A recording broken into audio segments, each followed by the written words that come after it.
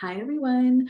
I am here to chat with you about one of the books that really cracked my mind open when I was on my personal growth journey.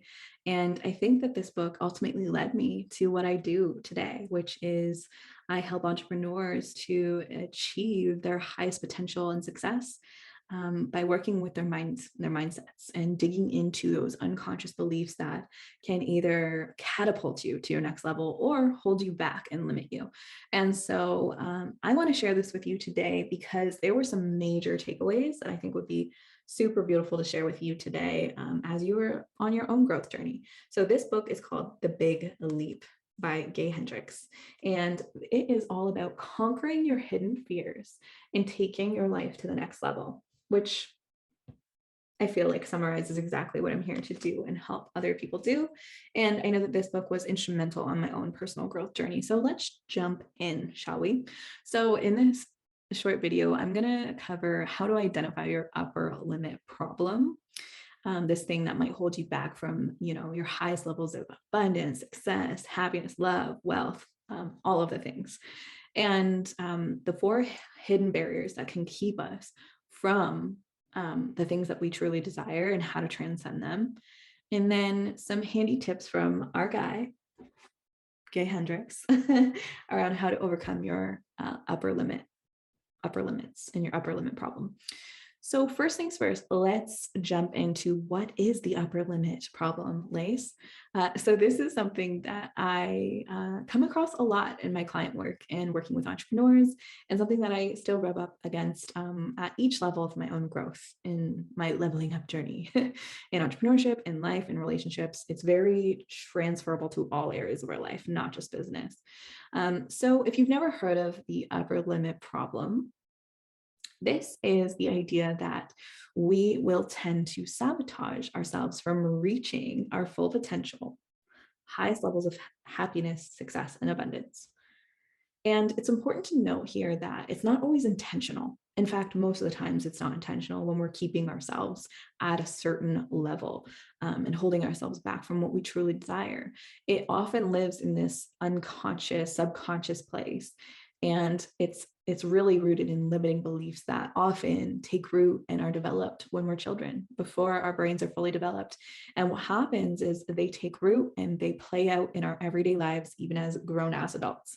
And so, excuse me. And so my goal is to help folks bring what those limiting beliefs are into their awareness so that they can observe it, they can process it, they can release it, and move past it. Summarize the upper limit problem in a really succinct way. I know Hendricks describes it as like this personal thermometer that we have for ourselves on what we will allow ourselves to experience and receive in terms of, success, abundance, love, creativity, etc. So we have this unconscious limit that we set for ourselves. Picture it as like a glass ceiling. And like a thermometer, if we ever start to rise above it, so let's just say you have like a big goal or a thing that you've always wanted to achieve, oh my God, you achieve it, right? Or you're on your way to achieving it. And then sometimes miraculously, there are these weird circumstances or things that might happen that sabotage that success and keep us from continuing to receive more abundance and more success and happiness because it rubs up against our own personal upper limit. Maybe you find that no matter what you do, you only make a certain amount of money. And you think of the highest amount of money that you've ever made. Were you able to sustain it, recreate it, continue the pattern? And that's the same of love, abundance, creativity. We all have these limits in different areas of our lives, and whether we're aware of it or not, and we kind of ride around that limit, and going above it takes a lot of awareness and mindset work to overcome these limiting beliefs. And the good news is that we can rise above them. And this book was my first step to really understanding it, even understanding that it was actually happening to me in my life and that I was doing it to myself. So this is really about understanding that inner thermostat setting that determines how much love, success, and creativity that you will allow yourselves to enjoy in your life, and understanding how we tend to sabotage it and then how do we move past it. So that is the upper limit problem. I know it's rude. We don't like it. That's why we're here. That's why we're talking about it. Like we're going to smash through our own invisible ceilings. That's what I'm here to help you do. And that's what we're going to do together. So first things to understand is what triggers this upper limit, and how do we start to recognize these thought patterns or beliefs when they come up for us. And there's two kind of buckets here that I want to describe to you. So you've got these 4 hidden barriers that will keep you from the success, the things that you desire for yourself that we mentioned. And then there are these, like what I call symptoms, that it's like the way that your upper limit or limiting beliefs will manifest in your everyday life. So those things really look like the things that'll come up to sabotage your journey to overcoming that limit. That can look like worrying thoughts, fear, criticism, procrastination, imposter syndrome, self-doubt, perfectionism. But back to that first category of hidden barriers. What are those? So these are the most common upper limit related belief systems that will keep us from moving up, leveling up. So the first one is just feeling fundamentally flawed. Feeling fundamentally flawed. So that looks like I cannot, make this amount of money because something is fundamentally wrong with me. I can never have the love that I desire, the abundance I desire, the success that I desire because I am flawed. So if you've ever had that thought, then that is one of the barriers keeping you from your own success. And that's based on a subconscious belief. The second one is disloyalty and abandonment. I see this actually quite a bit in clients who are high achievers. I cannot, this is the expression, I cannot expand into my full success because it would cause me to end up all alone and be disloyal to my roots and leave behind the people from my past.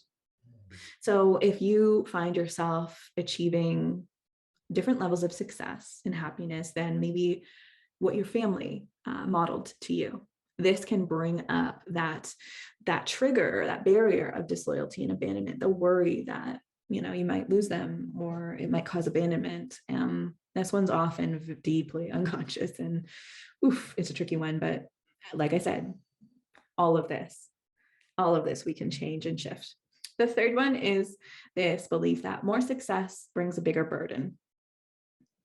And that looks something like, I can't expand into my highest potential because I would be an even bigger burden than I am now. So kind of riffing on some of the other ones, like the more success that you get, the bigger burden you might be. And this, again, can manifest in different ways and in different areas of your life, but that's definitely one that relates to a bigger bucket that I call fear of success. And the final one that also belongs in this category is the crime of outshining. Commonly connected to like that disloyalty and abandonment wound is I must not expand into my full success because I will outshine XYZ and make them feel bad. Often we see this one connected to like your family, maybe it's a partner, someone you deeply love or share history with. I see this actually a lot in entrepreneurs who are either outshining, again, what was modeled to them in their family dynamic or in a relationship where the partner is not supportive of their growth. That's a video for another day. But these are the 4 hidden barriers that might be keeping you from your next level. So just something to be aware of. So how do we move past the upper limit problem? This is a big one, and I talk about it a lot. Tapping into gratitude. So this is actually all about tapping into positive thought patterns and feelings. And so by practicing things like gratitude, you can tap into positivity. You can picture it and feel it. And this is often connected to something that I see blocking a lot of our happiness and success, which is waiting until XYZ happens, until you let yourself experience and receive and live in the frequency, in the reality that you desire most. So if you've ever thought to yourself, when I lose the 10 pounds, then I will, feel better or buy the dress or whatever it is. When I, reach a certain level in my relationship, then, I'll do this thing, or then I'll know that we're okay. When I've reached in making this amount of money per month in my business, then I'll know that I've made it, or then I'll feel successful. Or like when I've saved this amount of money, then I'll book the trip. Like there's so many weird manifestations like this. Waiting. And what I boil it down to is waiting to live, waiting to experience your life. And this is really, really tightly wound up in upper limiting beliefs, in my own opinion. But how do we override that? Well, I help my clients do this all the time. Tap into the thoughts and feelings that you would have after achieving the thing that you desire. Tap into it now. Flip the script. Stop waiting to feel those things and feel them now. How do you do that? Practice gratitude journaling, visualization. So guided meditations, hypnosis are really good for this. You can find meditations, guided visualizations, and hypnosis tracks on my YouTube channel. They're everywhere. I sprinkle them everywhere. There's a couple that I've put out for free online, so you can find those and start tapping in. Go meet your future self. That's a one that I highly recommend jumping into to start to activate the frequency of what you want in you right now. Stop waiting to feel those things and let yourself receive. Have it now. So practice gratitude. Number 2 is operate in your zone of genius. So this is a big concept that comes out of this book. And he details 4 zones. So the goal is to get to our zone of genius, but often we start at the top here. So let me go over them really quick. So first is your zone of incompetence. This is shit we are not good at. And that takes up our time and energy. So the advice here, especially if you're an entrepreneur listening, delegate it, plan it out, bulk that work, just work smarter, not harder, and figure out ways to get to a point where you're not having to even operate in that zone. That is the goal. Get out of your zone of incompetence ASAP. So for me, it's like, I am really not good. Like for a lot of entrepreneurs, it's like hire out the administrative stuff or tax stuff, bookkeeping. That's a big one. That was like one of the first ones that we outsourced for sure. So that's your zone of incompetence. Your zone of competence is the second zone. So this is a place where, it's stuff that you can do, but others can do it too. And although you can do these things, you don't enjoy doing them. So same thing as the first set of advice is as fast as you can, as efficiently as you can. You don't enjoy doing these things, so delegate them. Plan ahead so that you're getting them done sooner and they're not sucking all your time and energy, so that you can focus more of your time on the next 2 zones. Zone 3, your zone of excellence. These are the things that you do extremely well. These are the things that you've trained yourself to be good at. These are the skills that you've practiced over years, that you have honed, that you're good at. And this is a very tempting zone for entrepreneurs. It's so seductive to stay here because it's comfortable. And the ugly truth of your zone of excellence is that other people like it when you stay there too. Because you're excellent at a thing, other people want you to stay in that zone too, because they benefit from it. So this can be like friends, family, team members. They will want you to stay here because it's beneficial to other people. You're good at it. And the last thing I'll say about this zone is that it is the one that will keep you from taking the big leap into your zone of genius, because it's that comfort zone, which we've probably all heard about, and we know what it feels like to stay in the comfort zone. I'm here to invite you to step out of that zone as often as you can into number 4, your zone of genius. So your zone of genius is when you're doing activities that you are uniquely suited to do. And this is the zone where you draw on your innate gifts and strengths. So it might mingle and mix with the stuff that you're excellent at, but it's actually driven by purpose. It's driven by passion, and it's often the things that you've always been good at, probably since you were a kid. And this is where Hendricks, the author of this book, says, when you operate from your zone of genius, this is where you will find your ultimate path to life, satisfaction, and success. So the goal is to get into your zone of genius as often, as frequently as you can until you are living in your zone of genius. And if you are at a point where you don't know, you might not know what this looks like for you or what that is in your life. And so here are 4 questions that you can ask yourself, 4 journal prompts for you to reflect on this and discover it. And again, I just want to emphasize this applies to all areas of our life, not just business. So, but we're talking about this through the lens of entrepreneurship and work today. So question 1, journal prompt 1, what do I most love to do? 2, what work do I do that doesn't seem like work at all? What are those things? Number 3, in your work, what produces the highest ratio of abundance and satisfaction to the amount of time spent doing? So what are you doing when you reap the benefits of the most abundance and satisfaction from that work? So think about that. What are you doing when you're the most abundant and satisfied while you're doing it? And 4, what is my unique ability? So what do I most love to do? What work do I do that when I do, it doesn't seem like work at all? 3, in my work, what produces the highest ratio of abundance and satisfaction in ratio to time spent? And what is my unique ability? So I will make sure that those are in the description so that you can reflect on those, copy them and paste them in, and make sure to revisit them and journal on it. And then finally, I love these 2 other things that came out of reading this book for me. It's this concept of what Hendricks calls Einstein time. And it's this concept that like time is of our own making, and we can always make more of it. And it's coming back to the concept of a lot of the stress that we experience, the urgency that we experience related to time is made up. Coming back down to this quote, an hour spent with your beloved, the people that you love, feels like a minute. And, a minute with your hand on the stove can feel like an hour. Time is a concept. And a lot of the time, entrepreneurs, the thing that's going to work against you or with you is time management and your perspective of time and how you focus your energy and attention. And so he says, working in your zone of genius is where you're able to really tap into this idea of creating and shifting your relationship with time so that it always feels abundant.